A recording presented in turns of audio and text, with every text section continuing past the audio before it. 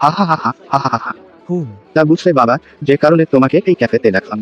হ্যাঁ, বলুন না কেন ডাকলেন?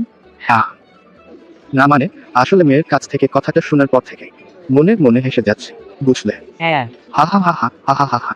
কি কথা বলুন তো?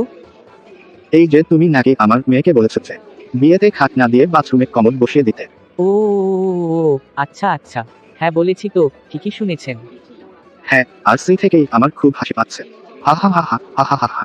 হে হে, হে হে। মানে পৃথিবীর তুমিই একমাত্র জামাই, যে এমন একটা যুগান্তকারী কথা বললে। হ্যাঁ আয়া, তা হবে হয়তো। তা জানতে পারি বাবা, তুমি হঠাৎ এমন কথা কেন বললে?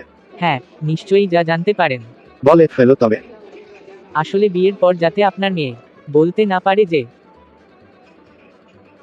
আমার বাবার টাকায় কেনা খাটে তুমি খেয়ে ঘুমাও, আচ্ছা। উল্টে আমি যাতে বলতে পারি তোমার বাবার টাকায় আমি মুতে দেই। হে হে। হারামজাদা অসভ্য ছেলে একটা।